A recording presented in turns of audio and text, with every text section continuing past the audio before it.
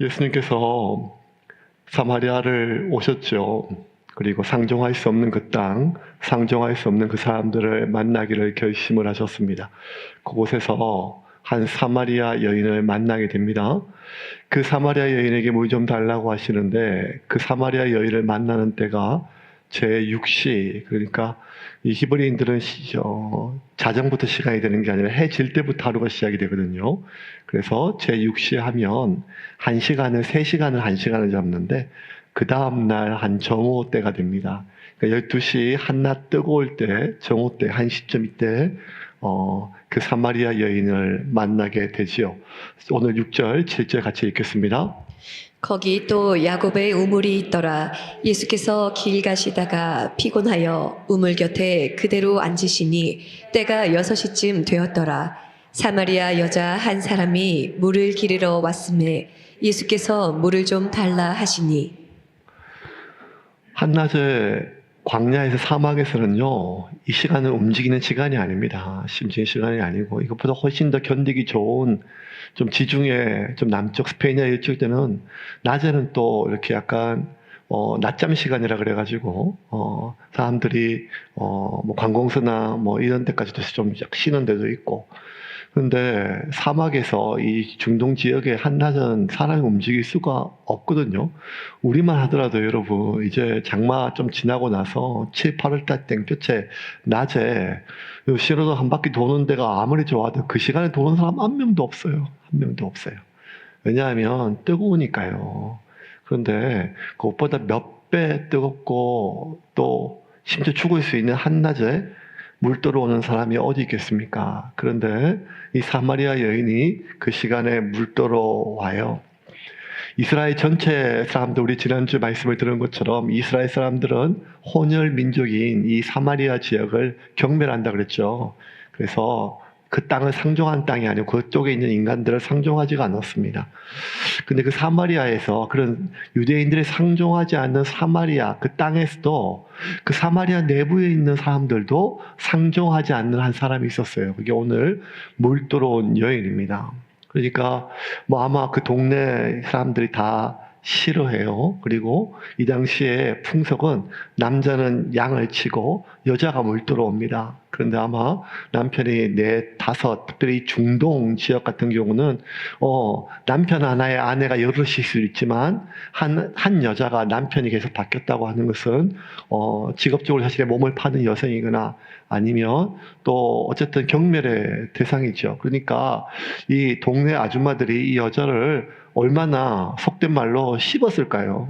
그러니까 지나가다가 자기 남편이 약간 쳐다보기만 해도 눈을 아주 뽑아버릴 정도로 어디 쳐다보냐고 자기 남편 또 빼앗아 갈까봐 뭐 이런 것도 있겠죠. 그래서 동네에서 제일 싫어하는 사람이에요. 근데 이 여인이요, 왜 한낮에 물 들어왔는가 알죠? 왜냐하면 사람들이 자기를 싫어하는데 여러분, 싫어하는 사람과 마주쳐야 하는 나를 싫어하는, 내가 싫어하는 사람은 내가 참으면 되거든요. 근데 그게 아니라 나를 싫어하는 사람, 그것도 대놓고 티를 내는 사람, 그 사람을 맞닥뜨리는 일은 너무 힘든 일이에요. 이 중동 사막의 뜨거운 한낮의 태양볕보다 더 따가운 게 뭔가 하면 나를 경멸히 여기는 그 사람의 눈빛이거든요. 그러니까 이 여인은요, 사람들이 없을 그 낮 시간에 또 우물에 물 들어왔어요. 그런데 이 여인이 죽겠어요. 한낮에 이 시간에 물 들어가면 사람이 없는 것 당연해요. 그런데도 혹시 사람 일이란 건 모르잖아요. 그러니까 만날 것 같아가지고 물 들어 나오기 전부터 마음이 계속 싱숭생숭해요. 조금 이따 갈까? 조금 이따 갈까? 더 빨리 갈까? 누가 나올까? 혹시라도.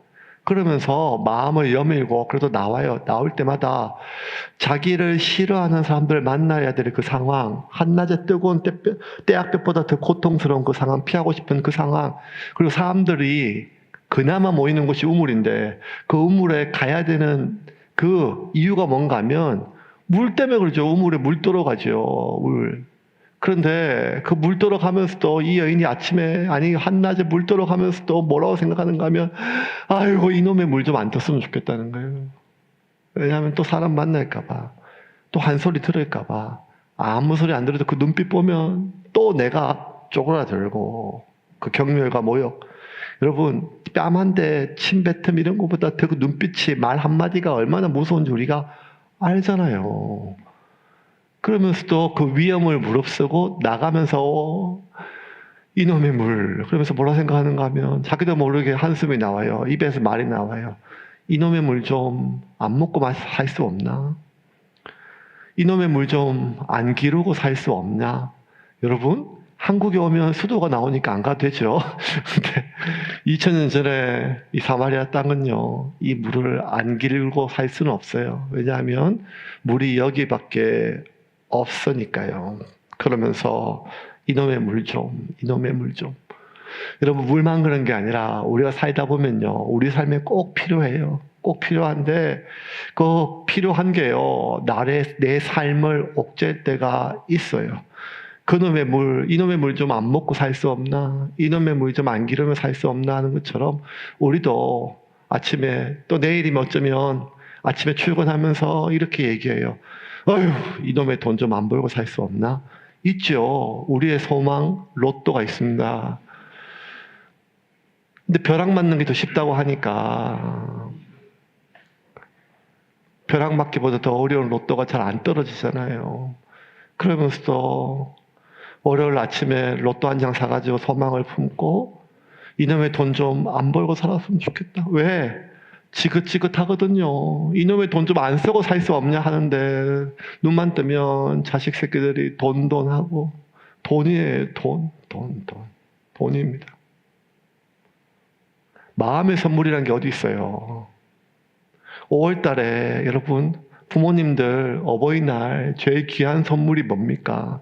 예, 마음의 선물 아니요. 그 마음은 돈에 담깁니다.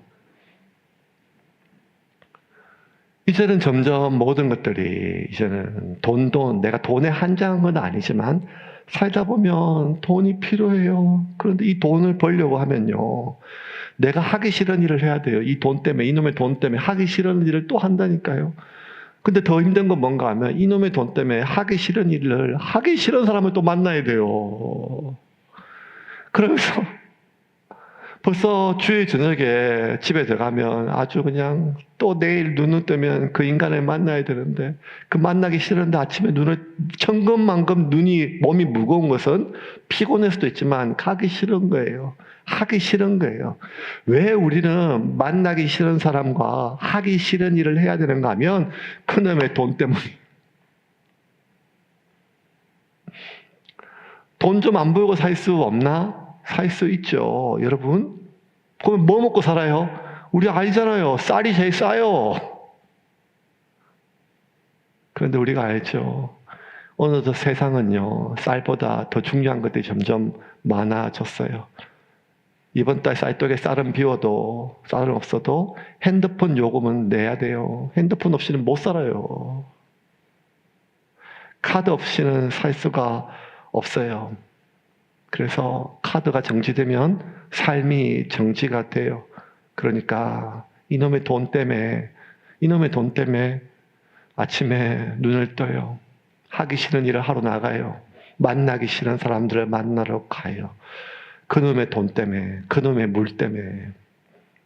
이 사마리아 여인이 그놈의 물을 기르러 나왔어요. 사람이 없을 때 찾으려고 했는데 깜짝 놀랐어요. 사람이 있는 거예요. 그 한낮에 어떤 미친놈이 이 낮에 물 먹으러 왔어. 근데 그 미친놈이 예수님이에요. 당황스러운데 사마리아 사람은 사람 취급하지 않는 유대인 남자가 우물에 있는 거예요. 가슴이 철렁해요. 사람 피해서 왔는데 사람이 있으니까요. 그런데 이 그놈의 물 때문에 왔는데 공교롭게도 이 유대 청년이 하는 첫 마디가 물 좀 달라는 거예요. 아니, 사람 피해서 왔는 이 우물에 사람 피하는 시간에 왔는데 사람 만나는 것도 당황스럽고 그게 유대인이라서도 당황스러운데 그 유대인이 물 좀 달라고 하니까 이제 이 유대 청년과 사마리아 여인이 똑같은 물을 두고 서로 관점이 다른, 서로 이상한 말들 서로 주고받아요. 예수님이 엉뚱한 말해요. 자기도 마실 물도 없으면서 네가 내가 누군지 알았더라면 네가 나한테 물을 달라고 했을 것인데 지목을 물도 없어가지고 자신한테 물 달라고 하는데 예수님 말씀 한번 읽어볼까요? 10절과 11절입니다. 같이 읽겠습니다. 예수께서 대답하여 이르시되 내가 만일 하나님의 선물과 또 내게 물달하는 이가 누구인 줄 알았더라면 내가 그에게 구하였을 것이요 그가 생수를 내게 주었으리라. 여자가 이르되 주여 물기를 그릇도 없고 이 우물은 깊은데 어디서 당신이 그 생수를 얻겠사옵나이까. 예수님께서 우물가에 있는데 왜 사람 기다리는가 하면 우물인데 우물이니까 뚜레박이 있어야 되는데 없잖아요 지금.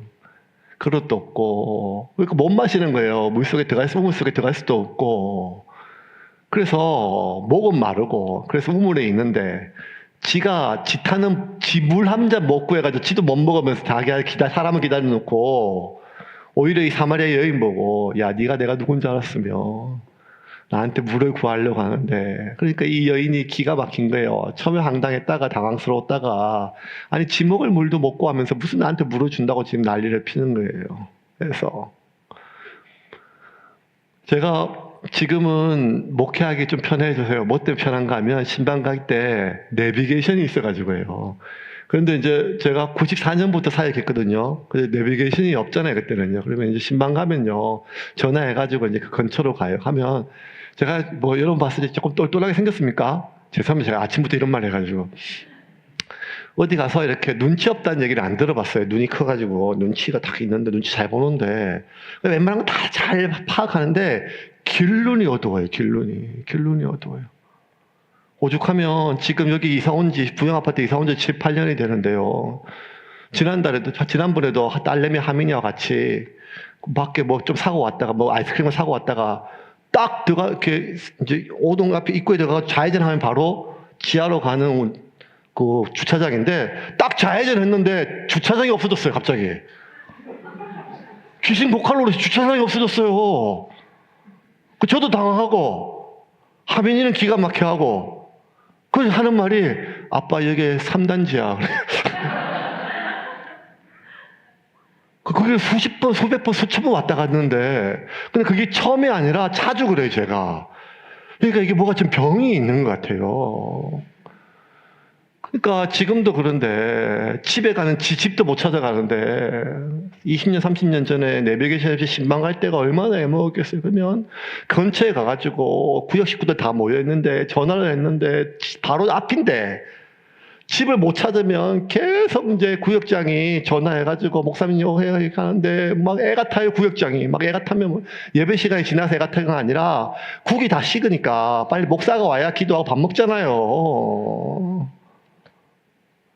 이 목사가 이 시간을 못 맞추는 거예요. 그래서 계속 30분 뱅뱅 돌면 계속 구역장이 막 열받아가지고 그냥 거기서 어디 집에서 거기서 교촌치킨 앞에서 우회전해서 오른쪽 가면 10m 이래야 되는데 거기서 왼쪽으로요. 거기가 어딘데요? 이쪽 편으로요. 막 이렇게 하면 막 미치고 한장을 30분 막 30분 막 헤매면 이제 겨우 찾아가지고 와요. 그러면 이제 국도 다 씻고 벌써 구역장은 또 화가 나고 저도 지치고 그러면 또 예배를 드려야 밥 먹잖아요. 그래서 예배 드려가지고 막 설교를 해요. 해가지고 천국에 가는 길은 이런 길입니다 하고 막 설교를 하면 막 뒤에서 구역원들이 막 킥킥대요. 코앞에 있는 집도 못 찾으면서 천국 가는 길 설명한다. 그래서 맞죠. 코앞에 있는 집도 못 찾아가면서 무슨 천국 가는 길을 얘기한다고. 왜냐하면 벌써 밥 먹을 시간이 1시간 지났으니까. 그 말을 나 들으라고 하는 말이죠. 그 같은 방 안에서 하는 말인데. 여러분 제가 핍박 많이 받았습니다.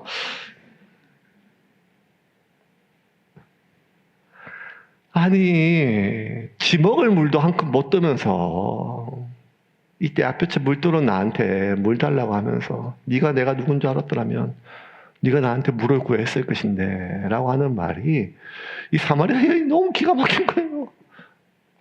너무 기가 막히니까 뭐라 얘기하는가 하면 이 물이 어떤 물인가 하면 우리 조상 야곱이 준 물인데 우리 조상 야곱은 자기가 우물 파가지고 자기도 마시고 자기 가족들도 마시고 자손 후도로 이렇게 물려줬는데 너는 코앞에 있는 남의 우물도 못 마셔서 멀뜨면서 무슨 물을 준다고 하면서 이 비아냥거리는 투로 얘기를 해요.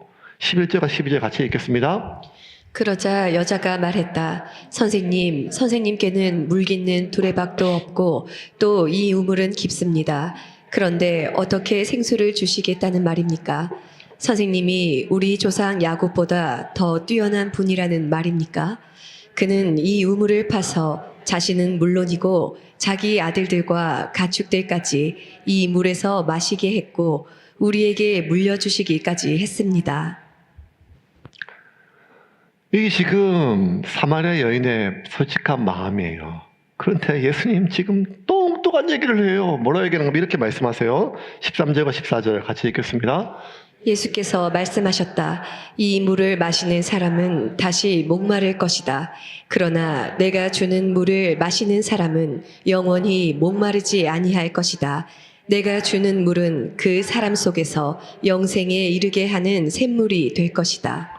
이 말을 들으니까 지금 우리는 아멘 하지만 이 여인 들었을 때 이게 택도 없는 얘기예요. 지금 지 마시는 물도 없으면서 무슨 뱅스를 줘가 나한테 다시는 물기를 안 오던데 한다 하고 막 목마르지 않는다 하고 이게 무슨 말이냐 도대체 진짜 이게 진짜 이게 말이냐 막걸리냐 하면서 지금 하는 거예요. 이 우물이 그 동네 귀한 우물이고 야곱이 물려준 물이에요. 여러분 요즘 같은 시대에 서울에서 집 한 채 자식한테 물려주면 그런 부모는 평생 모셔야겠죠. 그런데 여러분 사막에서 광야에서 땅이 있어요. 양떼를 많이 물려주면 그게 부자예요. 그런데 그 목축지보다 그 양떼보다 수백 마리보다 더 귀한 재산이 뭔가 하면 우물이에요. 양이 1000마리 100마리를 물려줘도 물 없으면 다 죽거든요. 그 중에 어떤 좋은 땅은요, 광야 중에 웅덩이가 있어가지고, 그 웅덩이에서 가축도 먹고 사람도 먹어요. 그 물이. 광야에서는요, 물이 맑은 물이 찌는 게 아니라, 탁하든 뭐든 물이면 다 먹어요, 사람들이. 짐승도 먹고 사람도 먹어요. 그런데 여러분 이거 우물물이랑 깊은 두레박 없이 뜨지 못할 우물, 맑은 물이고 시원한 물이에요. 이런 물을 사막 한가운데 있다는 건 이건 재산 중에 재산이에요. 그래서 이거는요 다른 어떤 땅보다 어떤 양떼보다 제일 비싼 재산이에요. 이 재산을요 지금 야곱이 예수님보다 얼마나 1000년 2000년 전의 사람인데 얼마나 오래된 사람이에요. 그런데도 불구하고 야곱이 물려준 땅이라 그러잖아요. 이 우물이. 그러면 이 우물은 제일 이 근처에서 제일 귀한 재산이고 생명의 원천이고, 그리고 이 물은 동네 사람들이 다 마시고 누가 하나 개인의 우물이 아니라 이 물 때문에 우리가 다 사는데 그게 야곱 때문인데 너는 네 하나 목축이지 못하는데 어떻게 그 야곱보다 크다고 네가 얘기하는 거냐. 근데 이 물조차도 그 시원한 물도 마시면 또 목이 마르는데 너는 네 하나 못 축이면서 다시는 목마르지 않는 물을 준다는 말이 무슨 말이냐, 얼마나 허황되냐, 말도 안 되는 말이야. 이 말을 지금 하거든요. 이게 솔직하게 지금 사마리아 여인이 유대인 남자에게 이렇게 쏘아 붙일 수가 없어요. 눈도 못 쳐다봐요. 그런데 지금 이 유대인 청년이 하는 말이 너무 기가 막힌 말이라서 평소 사람도 피해 당기는 피해 공포증이 있는, 대인 공포증이 있는 이 여자가 그 유대 청년을 보고 네가 하는 말이 얼마나 기가 막힌 말이, 말도 안 되는 말인지 아니면 쏘아붙이는 말이거든요. 그렇게 말이 안 되는 말인 줄 알면서도 신기한 건 뭐이건 이 여인의 속마음에 이런 마음이 있어요. 그런데 말도 안 되는 말이지만 진짜 마시면 다시는 목마르지 않는 그런 물이 있으면 나도 좀 그런 물 마시면 좋겠다. 왜? 이 지긋지긋한 물도로 안 오게. 이 지긋지긋한 인간들 만나러, 이 하기 싫은 일 하러 여기 안 오게. 그놈의 돈 때문에, 그놈의 물 때문에 여기 안 오게. 그러면서 이 여인의 속마음이 그대로 이렇게 나와요. 요한복음 4장 15절입니다. 같이 읽겠습니다. 여자가 이르되 주여 그런 물을 내게 주사 목마르지도 않고 또 여기 물 기르러 오지도 않게 하옵소서. 여러분 우리 그놈의 물을 언제까지 길러러 가야 되죠? 여러분 60 넘어서 여러분 방에서 따뜻한 침대에서 맛있는 음식 먹고 해외여행 다닐 줄 알았죠? 70 넘어도 계속 일해야 될 상황도 될 수도 있어요, 우리가. 그러니까 점점 겁이 나잖아요. 그러면 이놈의 물을 언제까지 우리가 떨어당겨야 되나? 그런데 물 이제 안 떨어당겨도 되고 하니까 이 여인이 예수님에 대해서 너무 황당한 말이라서 쏘아붙임에도 불구하고 뭐라고 얘기를 하면 그런 물 있으면 나한테 좀 달라고 얘기를 해요. 왜? 다시는 물기로 이 지긋지긋한 곳에, 이 지긋지긋한 동네, 이 지긋지긋한 인간들 앞에서 안 오게 달라고 얘기를 합니다. 여기서 이 예수님께서 이 여인의 속마음을 정말 무슨 바람인지 정확하게 아셨어요. 광야에서 여러분 물은요 단순히 청량 음료가 아니라 생명이죠. 생명. 광야에서 물보다 귀한 게 없어요. 여러분 금보다 귀하고 생명보다 귀해요. 이 물이요. 그렇게 귀한 물이, 그렇게 좋은 물이 왜 그놈의 물이 됐나? 그는요, 이 물이 탁하거나 오염됐거나 냄새가 나서 그런 게 아니라 왜 물이 그놈의 물인가 하면 마시면 그렇게 타는 듯한 갈증에 마시면 시원한데 문제는 또 목마르다는 거예요. 다시 목마른다는 거예요. 다시 이곳에 기르러 와야 된다는 거예요. 그래서 이 물이 그놈의 물이 되는 것이고 이 여인이 예수님께 그 물 좀 달라고 하는 말은 다시 기르러 오지 않게 되는 물이에요. 4장 13절 말씀 다시 보겠습니다. 같이 읽겠습니다. 예수께서 대답하여 이르시되 이 물을 마시는 자마다 다시 목마르려니와. 다시 목마르다. 이 물, 야곱의 우물, 생수, 좋은 물, 시원한 물, 제일 소중한 물, 맞다. 그런데 이 물의 본질에 대해서 얘기하세요. 뭔가 하면 다시 목마르다는 거예요. 한국 사람들이 여러 가지 상황들이 이제 좀 외국 좀 다니시고 외국에 사신 분들은, 살다 오신 분들은 이제 알아요. 한국이 진짜 상향 편준화돼가지고 시스템이나 뭐 이런 것들이 얼마나 이제 경제적으로 잘 살아가지고 20년 전, 30년 전만 해도 일본 사람들이 막 아시아에 여행 다니는데 지금 일본 사람들 중에 여러분 전 국민 중에 20%만 여권이 있대요. 여권이. 아유, 대한민국은 이제 저 촌의 할매들도 여권 가지고 하와이 놀러 가시기도 한 번씩 하잖아요. 아니면 동남아라도. 근데 이제 다 잘 살고 이런 것도 있지만, 그리고 또 여러 가지 시스템 자체가 외국에서 하면 뭐 오래 걸리고, 또 뭐 캐나다 같으면 뭐 복지국가라 하지만 뭐 엑스레이 하나 찍으려면 2달 걸린대, 2달. 그러니까 뼈가 부러져가지고 이렇게 병원 가면 2달 있다가 엑스레이 찍는데요. 그러면 그 2달 만에 뼈가 다 안 붙겠어요? 그러니까 이제 뭐 시스템 이런 것들 굉장히 좋아요. 괜찮아요. 아니, 괜찮은 게 최고 수준이에요. 그런데도 왜 이렇게 사람들이 죽어나가고 못 살겠다 하고 죽겠다 하고 하는 거는 여러 가지 여건들이 다 괜찮았지만 너무 경쟁적이고 비교하고 또 먹고 살기가 아무리 뼈 빠지게 이래도 집 한 채 사기도 어렵고 돈을 많이 벌어도 다 이자로 나가고 이러니까 삶이 팍팍하고 힘들고 어렵고 결혼하기도 어렵고 자식 놓기도 어렵고 뭐 이렇게 하니까 스트레스가 너무 많잖아요. 스트레스가. 그러니까 이 세상을 살아내기가 우리가 어떤 방향을 정해놓고 이렇게 살자 이러기보다 어쨌든 오늘 하루를 버텨야 되는데 그 버티는 게요. 이 피곤한 몸도 그렇지만 피곤한 마음을 우리가 좀 이렇게 쉬기가 쉽지가 않아요. 그래서 제가 국밥 좋아하니까 시로동에 있는 국밥집 가거든. 저녁에 가면 저녁에 이제 근처에서 일하신 분들 저녁에 오면요 한결같이 국밥 하나 시키고 소주 시켜가지고 드세요.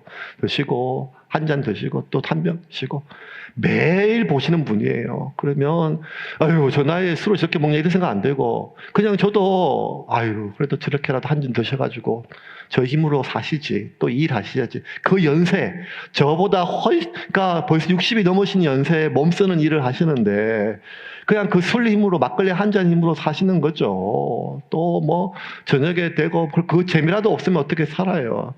식사하시고 밖에 나가 담배 한 대 피시고 또 중간에 낮에 가면 커피집 앞에서 커피 하나 물고 또 담배 한 대 피는 젊은이들 보면 아유 저 담배 피는 거 다 지옥 갈 것 이런 게 아니잖아요. 스트레스 받으니까. 그러니까 여러분, 우리의 몸이 힘든 게 아니라 마음이 힘든 세상이 됐거든요. 마음이. 그러니까 마음이 힘들 때 우리가 알거든요, 여러분. 의지가 호르몬을 못 이겨요, 의지가. 의지가 호르몬을 못 이겨요. 그러니까 몸이 힘든 거는 배고픈 거, 목마른 거는 우리가 좀 어쨌든 하지만 더 힘든 거는 마음이 힘든 거거든요. 그러니까 여러분, 그렇게 먹고 살기 힘들어도 수천 년 동안 전 세계 모든 나라의 사람들이 술을 만들었어요, 술을. 그 알코올을요. 그러면 그 알코올이요, 우리 안에 좀 뭔가 좀 기분을 좀 전환시켜 힘든 마음을요, 좀 잊게 해요. 니코틴이라고 해요. 담배 한 대 피면 담배 행위도 있지만요, 뭔가 스트레스 좀 완화시킨대요. 뭔가 내 안에 어떤 호르몬이 나온대요. 뭔지 모르겠지만. 그러니까 이제는 그게 아니라 그냥 아침에 일어나면 피곤해요. 사람 만나는 거 피곤해. 일도 피곤한데 아침에 가면 또 그냥 커피를 때려 넣어요. 커피를 때려 내면 눈이 떠져요. 예, 예. 드신 달과 드시지 않는 날, 아로나민 골드 뭐 이런 것뿐만 아니라 예. 바카스 뭐 이런 것들. 그러니까 우리가 약기운으로 살죠. 약기운으로. 꼭 마약 이런 게 아니더라도 커피를 때려놓고 카페인으로, 니코틴으로, 또 알코올로. 근데 여러분, 이렇게 좀 서럽고 불안하고 힘들고 비참하고 외롭고 이런 것들뿐만 아니라 그건 내 정서가 느끼는데 실제로 내가 느끼는 가장 큰 고통은 뭔가 하면, 내가 느끼는 고통은 뭔가 하면 무료함이래요. 권태로움. 내는요. 그러니까 권태로운 걸 못 견디니까 여러분, 술도 뭐 내 몸에 알코올도 니코틴도 뭐 카페인도 없으면요, 핸드폰을 붙들고 살아요. 핸드폰을. 신기한 거는요, 여러분, 제가 주일날 꼭 10시만 되면 제 핸드폰에 리포터가 들어와요. 리포터가 뭐가 오는가 하면 지난 한 주 동안 지난주보다 1시간 14분을 핸드폰을 더 많이 이용하셨습니다. 이렇게 와요, 얘가. 그 내가 또 뭘 이렇게 1시간을 봤어 보니까 요새 제가 또 막 뛰는데 미쳐가지고 막 달리기 줘서 살 좀 빠져 보입니까? 예. 못 먹어서 그런 게 아니라 매일 10kg씩 뛰어요. 매일 10kg씩. 그래가지고 뛰니까 살이 좀 빠져요. 그러니까 이제 막 그냥 그것만 계속 보는 거예요. 인터넷에 봐가지고 달리기, 무릎 안 아프고 뭐 뛰는 법 그냥 하고 뭐 이런 것들 계속 보고 어떤 신발을 하고 막 보니까 뭘 이렇게 봤나 보니까 지난 한 주간 동안 제일 많이 이용했던 핸드폰 프로그램이 유튜브예요. 유튜브에서 뭘 많이 봤나 보니까 맨날 달리는 것만 막 계속 있어요. 한동안은 또 그 유튜브에 맨날 낚시만 보이더니만 요새는 물고기는 안 보이고 전부 다 운동화하고 뭐 달리는 거 이런 것만 계속 보여요. 탁구 칠 때만 막 탁구 치만 왔다 갔다 하더니만 그때 갈 때마다 거기 참 제가 이게 뭐지 하면서 보면 그 시기에 제가 저한테 기쁨이 되는 게 그가 있어요. 그래서 낚시할 때 낚시, 또 게임할 때는 게임, 뭐 뛸 때는 뛰고, 또 탁구 치면 탁구. 요새는 또 그게 달리기 뭐 이렇게 막 있는 것 같아요. 그래가지고. 그러면 우리가 핸드폰을 왜 그렇게 많이 이용하는가 하면, 여러분, 핸드폰을 볼 때 요새는 사람들이 너무너무 똑똑해가지고 옛날처럼 텔레비 많이 보지 마, 그 바보 상자들, 바보야, 이렇게 옛날에 가르쳤잖아요. 근데 여러분, 오늘 아침에 제가 깜짝 놀랐어요. 아침에 일부 예배 전에 이제 화장실 앞에 이제 앉아서, 안에 있었어. 안에 앉아 있는데 밖에서 웬 젊은 아빠가 이제 아들하고 같이 왔는데 아들이 오줌 안 누려고 했는데 강제로 오줌을 누게 하는 거예요. 그때 이제 아들이 오줌 누면서 이제 아빠가 아이가 한 5살 정도 되는 것 같아요. 예. 그래서 하는데 아빠가 이렇게 얘기해요. 아빠가 오줌 누럴 때 오줌 안 넣었으면 이렇게 오줌 많이 누는데, 그래서 아빠가 이렇게 얘기해요. 아빠가 오줌 참으면 어떻게 된다 그랬지? 그러니까 5살째 꼬마가, 제가 하선이라고 하는 건 밝히지 않겠습니다. 목소리. 그 5살짜리가 이렇게 얘기를 해요. 아빠가 물어봐요. 아빠가 오줌 참으면 어떻게 되는지 그랬더니 하선이가 이렇게 해요. 정확한 딕션 발음으로. 오줌 참으면 신장이 나빠져서 무거운 기계를 차고 살아야 되는데, 그러니까 그게 뭐 그 신장 투석하는 거잖아요. 와, 5살짜리가 오줌을 참으면 신장 기능이 나빠져서 투석하는 기계를 끼고 살아야 된다는 이 말은 고신대학교 신경내과나 아니면 내과 과장이 하는 말 아니에요? 요즘은요, 온 국민이 다 똑똑해졌어요, 이제는. 뭘 먹으면 어떤 성분이 있고, 뭘 하면 뭐가 되고, 뭐가 안 되고, 뭐가 있고, 막 그냥 다 박사예요, 다 박사. 다 박사예요, 박사 맞아. 그러니까 이제는 뭐 핸드폰 하면 도파민 뭐 이거 다 알잖아요. 상식이 됐어요, 도파민. 근데 왜 도파민을 보는가 하면 핸드폰 하면 너무 재밌어가지고, 너무 보고 싶어서 그게 아니라, 뇌는요, 그 핸드폰을 보면 아주 다량의 도파민이 나오는 게 아니라 아주 소량의 도파민이 나오는데, 그 핸드폰을 안 볼 때는 도파민이 안 나오니까 권태로운 걸 못 견디는 거예요. 너무 자극적이라서, 너무 재밌어서, 너무 중요한 내용이라서 보는 게 아니라 그냥 멍하니 있는 시간을 못 견디는 거예요. 뭐라도 봐야 돼요. 뭐라도 봐야 돼요. 불과 20년 만에 전 세계 20억, 30억 되는 인구의 뇌가 바뀌기 시작했어요. 그래서 의지로 안 된대요, 의지로. 왜? 여러분, 의지가 호르몬을 못 이긴대요. 정서적으로. 근데 그게 뭐 또 그렇게 큰 죄겠어요. 그럼 보면 되죠. 해로운 거 아니면 되죠. 그런데 이런 그걸 쾌락이라고 하거든요. 이런 쾌락들을 주는 우리 어떤 음식들, 행위들, 이런 것들이 나오면요. 그게 술이든 알코올이든, 뭐 담배든 니코틴이든, 아니면 뭐 카페인이든, 뭐 바카스든, 뭐든, 뭐 또, 뭐가 더 해롭냐, 나쁘냐, 뭐 이런 게 아니고, 이것들은요, 잠깐 내가 지금 느끼는 기분을, 내가 느끼는 불쾌한 기분이 있거든요. 그게 무료함이든지, 불안함이든지, 찝찝함이든지, 분노든지, 아니면 그냥 우리 흔히 얘기하는 젊은 애들이 얘기하는 더러운 기분, 그걸 잠시 완화시켜 주지요. 해결해 주는 게 아니라, 아니, 잠시 눌러놔요. 진통제처럼, 타이레놀처럼. 고통의 원인은 치료하지 못하지만 고통을 잠시 진통하게 해줘요. 그게 쾌락, 중추신경을 자극하는 수많은 우리의 행동들이에요. 수많은 우리가 먹는 한 잔의 커피, 달콤한 뭐 케이크, 치즈케이크, 뭐든지 야식, 라면부터 시작해가지고 몸에 나쁜 거 뭐든지 간에. 근데 이것의 가장 큰 문제점은요, 이게 해롭다 나쁘다 이런 게 아니라 시간이 너무 짧다는 거예요, 약효가.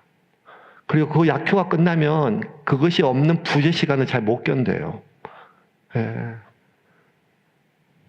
설교가 조금만 길면요, 어떤 아저씨는 이제 가정의 평화를 위해서 마누라한테 끌려와서 교회에 와요. 그 이제 이 사람은 생각할 때 설교는 딱 30분 안에 끝내야 돼요. 그래야 예배가 한 50분 안에 끝나고, 그래야 이분은 50분에 한 대씩 펴야 돼요. 그래서 설교가 5분 정도 늘어지고 10분 정도 늘어지면 불같이 화가 막 나요. 왜냐하면 빨리 끝나고 나서 한 대 펴야 되는데.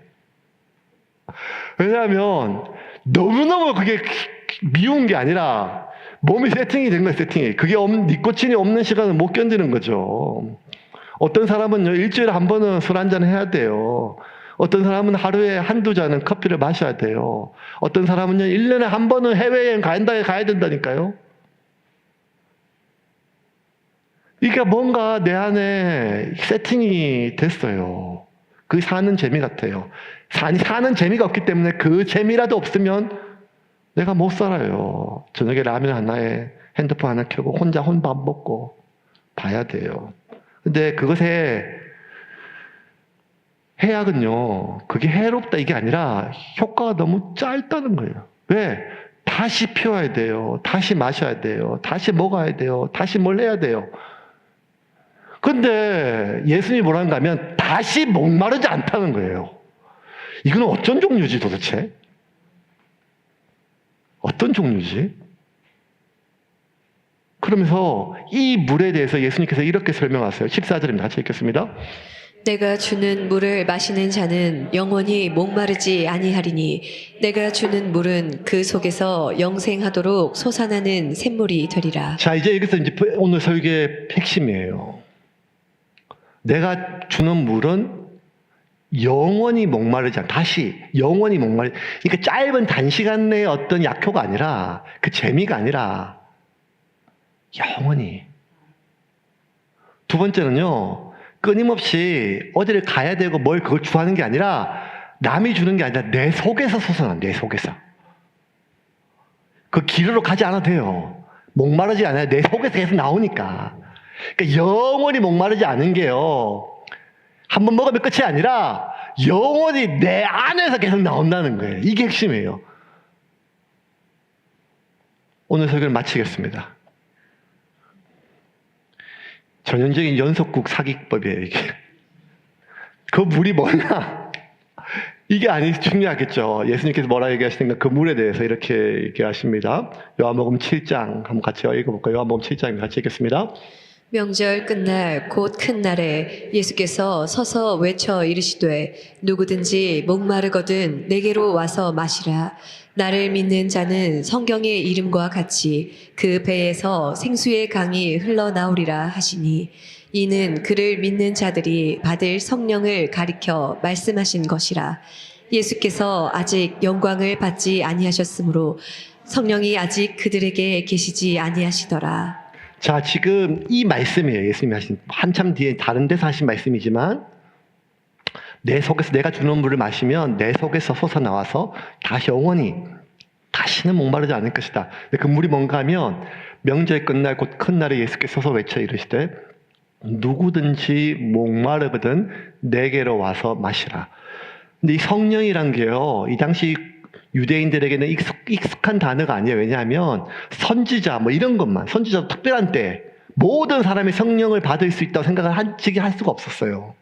다 아브라함 자손, 다 하나님의 자손인데 성령은 특별한 사람, 선지자 뭐 이런 사람한테, 다윗 같은 사람만 부어진다. 엘리야 같은 사람. 근데 이제 예수님이 뭔가 하면 누구든지 나를 믿는 자는 성경의 이름같이 그 배에서 생수의 강이 흘러 넘친다는 거예요. 그게 성령이라는 거예요. 그럼 이것입니다, 여러분. 우리가 하나님 나라를 산다는 거잖아요. 예수 믿으면 죽어서 지옥 안 가고 천국 가는 것 그 이상으로 이 세상 속에서 우리 어떤 의미가 있는가 하면 우리가 이 예수를 믿을 때 이미 내가 사는 삶 가운데 하나님의 나라가 임한다는 거예요. 그 하나님의 나라가 임한다는 건 뭔가 하면 내가 먹어도 다시 목마르고 다시 내가 갈증을 느끼는 그러한 세상의 즐거움으로 나의 고통을 좀 누르고 사는 삶이 아니라 계속 내 안에서 흘러나오는 또 다른 종류의 삶의 에너지가 있다는 거예요.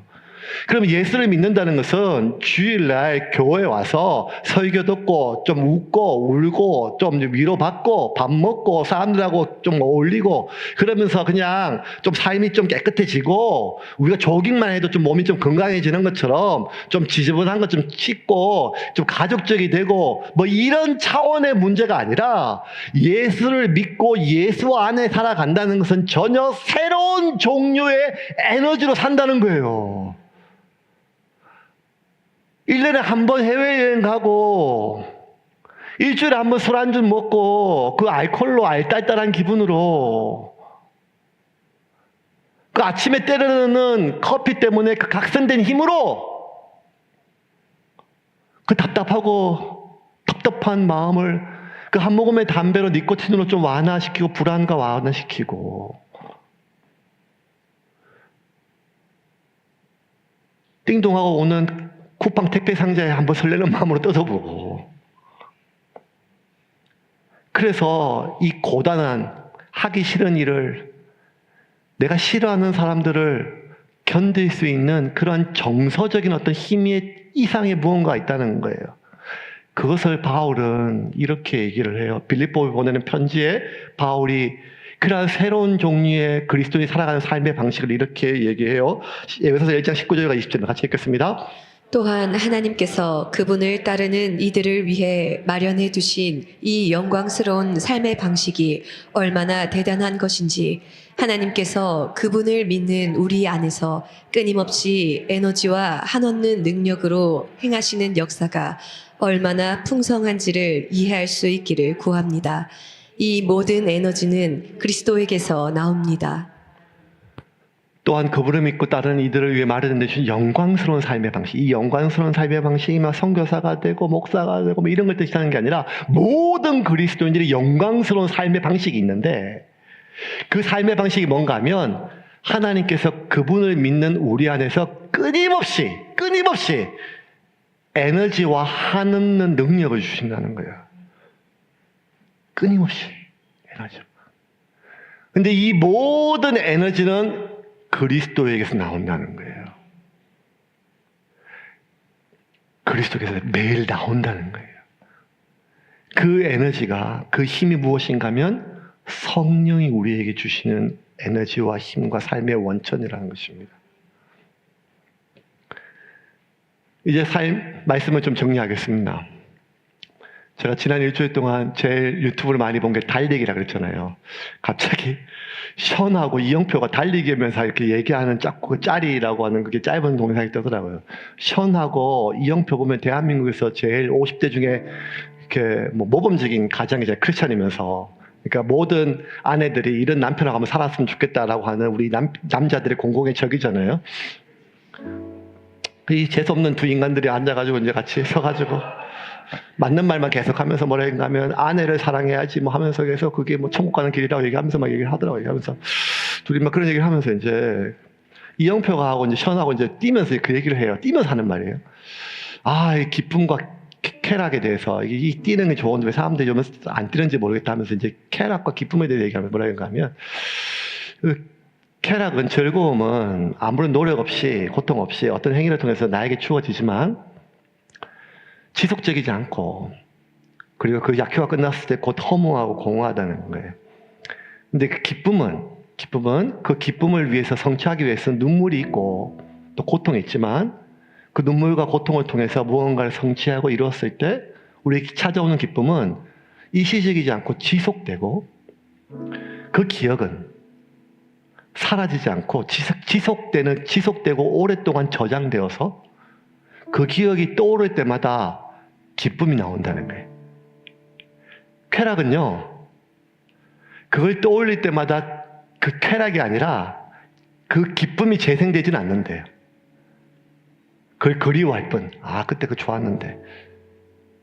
그런데 이 기쁨이란 것은 그걸 이루기 위해서, 그 성취하기 위해서 고통과 아픔의 시간이 있었지만 그걸 떠올릴 때마다 기억되고 저장되는 기억을 떠올릴 때마다 그 기쁨이 같이 재생되고 그것 때문에 인내를 배우게 된다는 것입니다. 그러면서 제가 어떤 생각이 드는가 하면 그 옆에 있는 션 이 사람을 보면서 아주 이렇게 못된 생각이 들었어요. 도대체 이 인간은 뭔 재미로 살지? 하루 아침에 새벽에 일어나가지고 벌써 10km 뛰고, 아침에 또 어디 가서 간증하고, 그렇게 돈 벌면 기부하고, 오후에 또 어디 가면 또 어디 밥 퍼주고, 또 병원 짓고, 또 돈 벌면 또 기부하고, 60억을 기부했대요. 아내하고 얼마나 지금 행복하게 사는지, 뭐 자식도 너무 잘 살더라고요. 아니, 이제 여러분 이제 좀 살아보니까 알잖아요. 이제는 뭐 사랑하는 것, 열심히 하는 것, 이런 것들은 다 할 수 있지만 오래 하는 게 힘들잖아요. 사랑하는 것보다 평생 같이 사랑하기가 어려운 거 얼마나 힘들어요. 가정을 유지하기가. 연예인들 가정이 얼마나 잘 깨져요. 그런데 이 인간은 도대체 뭔 재미로 이렇게 살길래 이렇게 가정을, 아내를, 자식을, 그리고 돈 벌고 돈 쓰는 재미로 사는데, 그게 아니라 버는 족족 기부하고, 맨날 하는 말은 목사도 아닌데 목사 같은 말을 하고, 도대체 뭔 재미로 이 인간 도대체 살까? 낚시하는 것도 아니고.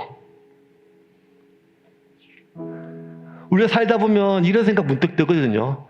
내가 지금 뭐 하고 있지? 회사에서 내가 진짜 어떤 너무 경멸스러운 말을 누군가가 들었어요. 그래서 내가, 그게 교회든 회사든 직장이든 어디 가정 학교든, 내가 지금 여기서 뭐 하고 있지? 그거는요, 그 일에 대해서 무슨 일인지 몰라서가 아니라, 내가 뭔 일을 하고 있는지 몰라서가 아니라 그 일에 대한 의미를, 그 자식이든 가정이든, 그것이 어떤 내 삶에 무엇이든지 간에 한때 내가 열정을 다했지만 어느 순간 그것에 대한 의미가 다시 한번 없을 때 내가 이 꼴 당하려고, 이야기 들으려고, 이 꼬라지 당하려고 이러려는 생각이 되죠. 그 이유를 잃어버릴 때, 살 이유를 잃어버릴 때 우리가 멈춰서거든요. 근데 바울은 우리에게 이렇게 이야기를 합니다. 마지막 에베소서 1장 11절 말씀 같이 읽겠습니다. 그리스도 안에서 우리는 자신이 누구이며 무엇을 위해 사는지를 알게 되었습니다. 그리스도 안에서 우리는 내 자신이 누구이며 내가 무엇을 위해 사는지를 매 순간 알게 되는 것입니다. 매 순간. 그리고 그 예수 그리스도가 내 삶의 주인됨을 내가 고백하고 그렇게 살기를 결정할 때 예수의 영이신 성령께서 내 안에 다스리게 됩니다. 오늘 이 말씀은 우리가 모르는 말씀이 아니에요. 다 알죠. 그런데 문제는 무엇인가 하면 우리가 그리스도인이고 예수쟁이인데도 불구하고 지난 한 주일 동안 내 삶을요, 내 정서적으로 위로되는 그 한 잔의 커피나 달콤한 무엇이나 누군가로부터 내가 좋은 사람이 되었고 내가 이만하면 잘 살았고 누구보다 뛰어났고 누구보다 말 벌고 아니면 어쨌든 견디는 시간, 그 정서적으로 뭔가 기분이 좀 전환되어서 견뎠다면 우리는 하나님의 자녀가 되었지만 그 하나님 자녀의 삶의 방식은 아직도 내 삶 가운데 이루어지지 않았습니다. 하나님의 나라가 아직 이루어지지 않은 것입니다. 하나님의 나라는 여기냐 저기냐, 이 땅이냐 저성이냐 그게 아니라 내 안에 임하신 성령께서 내 영을 통하여 회복하고 내가 살아갈 이유와 살아갈 힘이 내 외부가 아닌 내 안에 계신 성령께서 계속 부어주시는 삶입니다. 그것이 하나님의 나라가 우리 가운데 임한 것입니다. 지난 한 주 동안 여러분에는 어떤 나라가 임했습니까? 여러분, 새움교회 여러분, 오늘 예배 가운데 있는 여러분, 이 설교를 듣는 여러분, 하나님의 나라는 하나님의 나라를 다스리시는 것입니다. 그럼에도 불구하고 내 안에 예수 그리스도가 계심을 믿으십시오. 예수 그리스도를 의식하며 사십시오. 그리고 하나님, 오늘도 내가 기분에 따라 살지 않고 내 기분과 감정에 따라 살지 않고 내 안에 계신 성령님의 인도를 받기를 원할 때 하나님이 내가 살아가는 내 순간을, 공간을 하나님의 나라로 만들어 가실 줄을 믿으시기를 바랍니다.